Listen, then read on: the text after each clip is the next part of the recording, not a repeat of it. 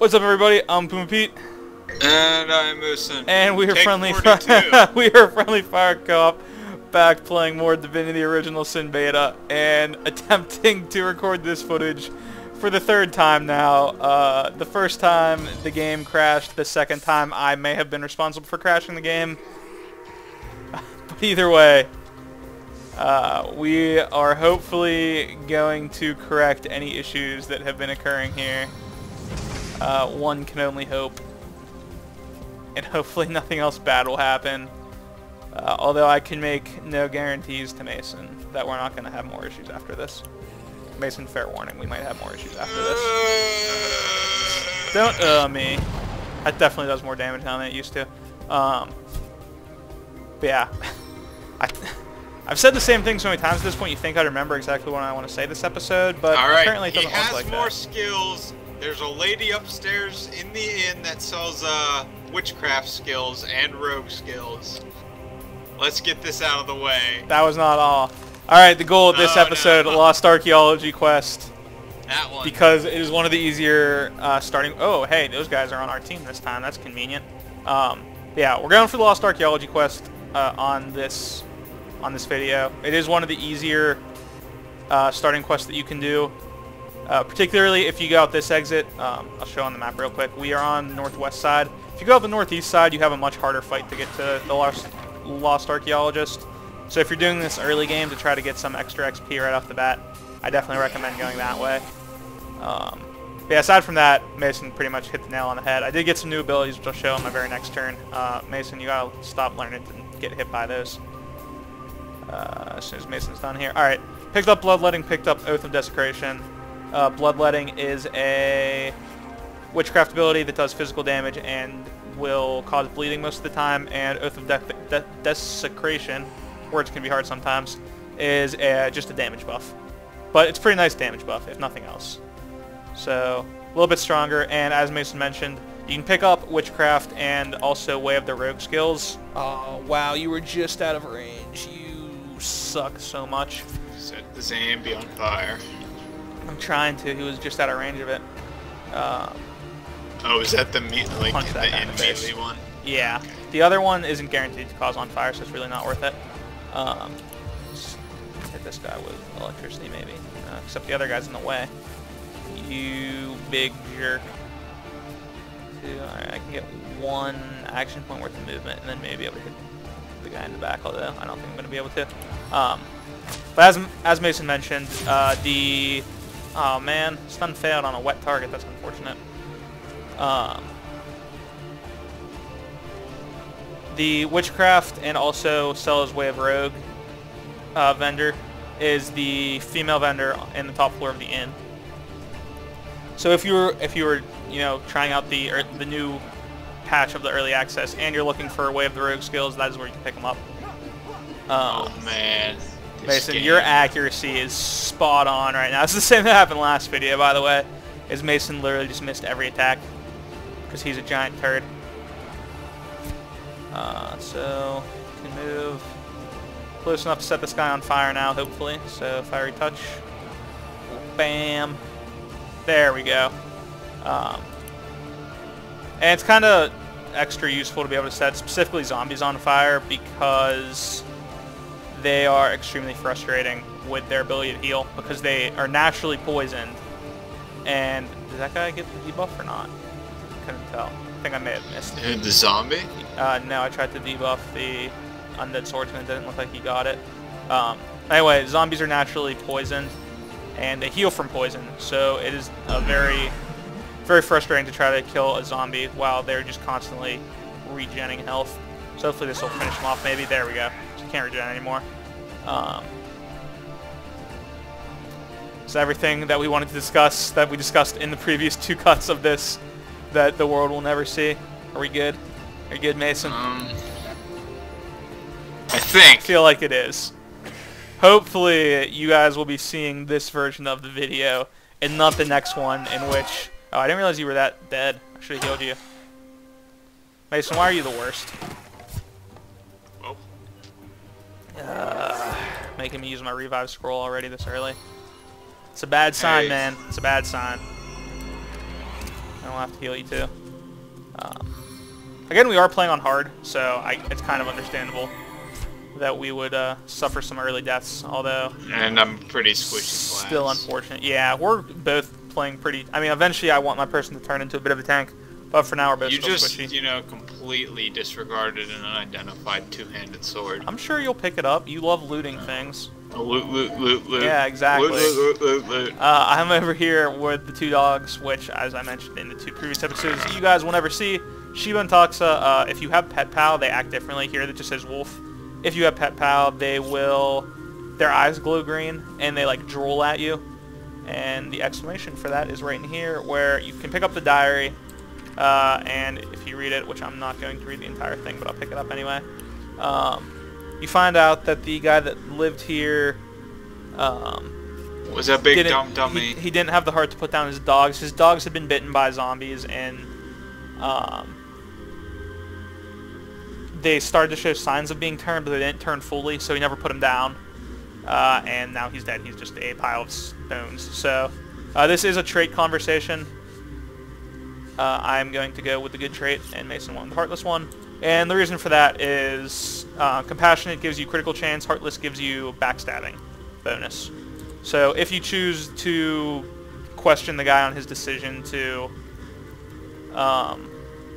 refuse to betray his dogs, you get heartless. If you supported his decision, you get compassionate. So definitely a important... Oh man, I walked in and he just talked to me. I didn't even have the choice to not talk to him. I want to explore down below with Mason, but I guess I'm not going to be able to because this guy's just going to run for it. Did you pick up anything important down there, Mason? Some bread. Bread's pretty important. Alright. Yeah, I didn't think there was anything important below this guy. Wait, Mason, why are you saying not take him back? You know that's a quest, right? Yeah, that was an accident, but... Okay. I'm going to be super annoyed if we end up not being able to do it. I am going to reason with you. I forgot what I was going to say now. Alright, just tell me which ones you're going to do, because I want to do this quest. Just always pick scissors, and I will always pick rock.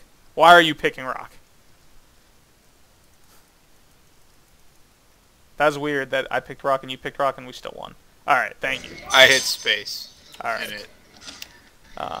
And you got another compassionate and I got another heartless. There you go. Oh, perfect. Alright. So, yeah, I guess that's certainly one reason to go with heartless. Yeah, it does help. If you are a rogue or... What's the other one? Shadowblade, I think it's called. If you're rogue or Shadowblade, obviously heartless is super duper helpful because it increases backstab damage, which is a big deal if you're sneaking up on people, like Mason is trying to do right now. I am just going to go with Bloodletting here. Wolfram, I'm tired of your crap. Wolfram Alpha. Did you ever use Wolfram Alpha whenever in high school when you had math assignments? Are you familiar with it? What it is at least? Isn't it a program to? Is that what I think it is? The program that solves any equation? Yeah, like does math for you. Yeah. Yeah, that's exactly what it is. Run over, knock him over. I think this guy actually fights now, maybe, instead of just standing there cowering, but I don't know that for sure. That might be a different character. Let's see if we can blind this guy. But yeah, this is a pretty simple quest. The key, if you didn't see the last one, is to make sure you just stay with him, because he will not actually wait for you. Like, the moment he is ready to go, he will just bolt. So it's really important to try to stay on top of, kind of keep pace with him. Aside from that, this is really easy. You don't have any particularly overwhelming fights. Wow, all those backstab criticals. It's nice for you to actually hit him this time too. Oh, just kidding. Spoke too soon. Of course you would miss. Game is hard, man. I should be able to just finish him off here. Maybe. I don't know if he'll do quite enough damage. Oh, just short. Alright, well, Medora should finish the job, assuming she can actually hit, which is always a bit iffy with her. Boop. Alright, got her. You should just heal up Medora. Yeah, it's exactly on the fly, though. And then I'm going to try to catch up. I'll try to catch up as soon as I can. Unfortunately, the casting animation for that heal takes forever. See, that as I mentioned, this is kind of the tricky part, is that he moves so fast it's hard to keep up. But he's not too far ahead. Alright, I'm a little bit in the back of the combat, but it's not the end of the world. It's kind of scary though because this is hard mode. He will definitely take more damage if he gets hit. So hopefully we will be able to kind of at least position ourselves in such a way that he will not easily be killed here. Too far away. Alright, I'm gonna try to move. This is 4 action points. Yeah. I'm gonna try to knock one down so as to try to keep Wolfram alive. Man, I am having some serious issues with words right now. Man, it's this I'm third just take butchering the English language. It is the third take is really getting to us. Dude, also I'm like partially food coma right now because I ate so much food earlier. Where did you go? You never told me. I went and I got Italian food. Ah.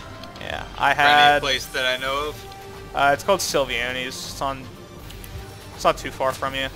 I think think I've familiar heard with of it. It was very, very tasty food. Was it? Yeah, I got Was this. it old-fashioned Italian portions too? Oh, dude, it was so big. I got this like giant platter that had cheese ravioli, meat ravioli, piece of lasagna, and some gnocchi. So, Cool. Yeah, it was a lot of food. Oh, we also had an appetizer of provolone sticks. Dude, it's awesome food week, man. You know how important that is. For those people that didn't watch our last video, I don't normally eat that much food. I'm currently having a week of just crazy awesome amounts of food and very tasty food. And that is why I had a ridiculously large dinner. I don't understand. I have a 100% chance to set a status to poison. If they have like a bodybuilding stat, you can resist it. I think that's how that works. It's a bunch of bull honky. You're a bunch of bull honky. Got him. Oh man. Go ahead and boost Medora's damage. So where are you going tomorrow for Epic Food Week? I think because my sister is going to be home for dinner, tomorrow is going to be pizza day. Got to get that super awesome buffalo chicken pizza. Mmm. Yep. Pretty excited. It's pretty exciting stuff. Hey, got stunned. But yeah, she like wanted. It was like very important to her that she was home for the day that I got the pizza, so it'll likely be that. I don't know. I'm really excited for the all-you-can-eat meat restaurant. Unfortunately, I wasn't able to go this time. Wow, that frozen just shuts you down completely. How many action points is this? 4, 6. Welcome to being a melee class. How many action points do I have? If I get this close. 8. Oh, alright, that's not going to be close enough, so we're just going to shoot him with a flare instead. I was trying to see if I could get in range for my, like, fiery touch thing. Alright, he's not frozen anymore, so you should be able to do some damage to him. Yeah, I was trying to get in range to do the BAM! Not to do the BAM. To do the slam jam. To slam jam, thank you, ma'am. Get on the floor and slam. I was trying to... I totally lost my train of thought. I was trying to use the fiery touch ability on him to both melt him and set him on fire at the same time, but unfortunately I wasn't able to. We'll get over it. Mason should be able to finish him off here. There we go. Now that he can actually do some damage. Alright. And no healing up here, so we should be able to keep pace with Wolfram here fairly easily. I think there's... Is there one more or not? I always forget. I'm pretty sure that was the last one. Yeah, I think you might be right. Alright, now we need to figure out where we meet him, because didn't we lose him the last time? No, I know exactly where to meet him. You don't have to meet him, but we can go meet him. There's really no incentive to do so, but we can go talk to him. Where's he going? He's running right back into the wild. Dude, he was not thankful for our help at all. What a big jerk. He's like, I wanted to be in that house. I'm going back. It was nice there. There was a cellar there with bread until Mason took it all. He's going to get back and he's going to get onto his cellar. He's going to be like, oh, my bread's gone. Those scoundrels. They lured me out of that house only so a fifth person could wander in and steal my bread. What an elaborate scheme. He shows up in here, by the way, Mason. He shows up in the inn. We can talk to him. Or was it Arhu who we were... It was the Aru quest that we didn't know what to do. We can talk to him anyway, though.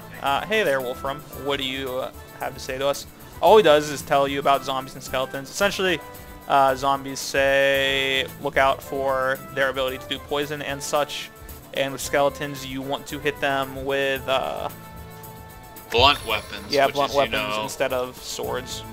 Not which is the exact opposite of actually what all of us are using right now. We're all using swords. Me, you, and Medora all use swords. But to complete the quest, you run over to where Arius is, so we will go ahead and do that real quick. Yeah, that was a pretty nice chunk of XP for us. I almost hit level 4 from that. And close. Mason has the same level. Arius might, the XP from Arius might level us up. If not, we are getting pretty close to level 4, which will open up some more quests and more combat that we can do.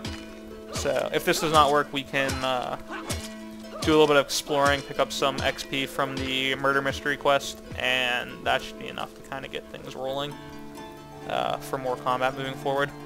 So run in here real quick just to see what's going on. If this does not level us, we'll probably head over to the inn and get stuff going with the end of time and the murder mystery at the same time. Actually, we can take care of the Evelyn quest because I know that gives us XP. Oh man, he's literally sliding through the back of the wall and out of the building for me. I forget what I have to do to initiate. I'm just gonna click everything here. I don't remember exactly what you have to do to trigger the conversation regarding the lighthouse. All right. Talk to him about the burial mounds. I was just drawing a blank completely on how you had to trigger it. Yeah, how are you behind me in XP? That's really bizarre. Oh, I was dead and I didn't get the XP from the. Oh, that's right. Thing. Yeah, that's a new change. We'll talk to Johan real quick. But one of the big changes. One of the big changes with this most recent patch is that when you're dead, you don't actually earn XP from combat. So this is a prime example of it actually being pretty significant. I'm gonna level up my character real quick so I can kind of show you guys the direction of what I've been doing. Again, I'm doing the hybrid kind of idea that I have going on right now. So I've been having to sacrifice points in perception, which is unfortunate because it helps with initiative and starting combat points. But splitting it equally into strength and intelligence. Eventually, I would love to get a little bit of constitution, speed, and perception, but that's kind of a bit lower on the priority list right now. I'm gonna identify these swords real quick. I'm headed to the inn to you know, try and get us. You're gonna warp me out of here, but whatever. Yeah. I mean, it's kind of what we were doing, but. Yeah. Can I put this on yet? I don't think I'll be able to. Oh, hey, I actually can. Wow, that is an awesome piece of equipment for me. Then I'll go into abilities here, and I think I'm set on wizard stuff, earth, fire elementalist and witchcraft. I want to do earth elementalist also, and that's kind of for some of the buffs that earth elementalist can give, like fortify, which will help me kind of execute on the idea of wading directly into combat and dealing some damage. And I'm about to teleport away. If you're not sure what triggers that, if you go into the inn after talking to Arius, you can go investigate the murder scene where a rock will fly out and electrocute you. And we'll take you to the Electric Avenue. The end of time, not the Electric Avenue. Wow, he looks different now. Yeah, he used to be just a little green goblin. He has a lot more going on with him now. That's pretty cool. And he doesn't sell potions, but he does sell res scrolls for tons of money. Holy crap. How much is it? Well, you see. I don't have like any money. It's 640 gold apiece. I don't have any money. I'll buy one. Alright, and then give it to me because you have one already. If you talk to Zigzag, you found out you're at the end of the world, and he wants you to look through this big telescope where you see a giant void closing in on Rebellion. Your bad what? It's 320 for one. For one. That's not too bad. I think that's the same as it was. That's not an overwhelmingly large amount of money. If I would have had any money to be able to. Anyway, regarding the Earth Elementalist decision, though, which is kind of what I was talking about,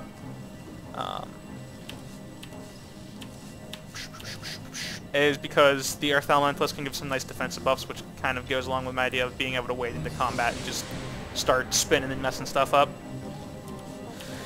But yeah, just talk to this guy, and then you can continue into the main hall. This looks very different now. I really like the way it looks. But, I actually don't know where the person I'm supposed to talk to is now, although... hey, ornate chest, you are locked right now, aren't you? I can't get you. Alright, she's still in the same place. Oh, okay, that's the ornate chest correlates with a series of talking ornate chests in Rivelin. That if you find, you can, I guess, unlock that one. this is the Weaver of Time, where you find out. She leaves time. No, essentially she sees like the world ending, but apparently you are like the one thing on the The what's it scroll called? of time. She can't. Yeah, really essentially. That I guess we were able to change it. And if you ask her why the Star Stones interact with you, you don't really know why, but the Star Stones are the other imperfections on the Tapestry of Time. So this is basically kind of the main plot behind the game, aside from solving the murder mystery, which is our main like goal right now. We'll go ahead and talk to this guy. We talked to the... Oh, I got stunned somehow. You were just the worst. You leveled up though. Yeah, man. Okay, so we have the runestone now, which lets us teleport around. And at this point, this is the last thing that we can do in this area. I'll go ahead and bring up the Story of the Stones. So we have a teleport here when we want to, and these portals will start to open up as we acquire more Star Stones. But at this time, we're just going to go ahead and warp back, and we will pick up where we left off next time on Friendly Fire Co-op. If you might like to see more Divinity Original Sin videos, don't forget to subscribe for daily videos, and thank you very much for watching, and we will see you next time. Bye. Bye.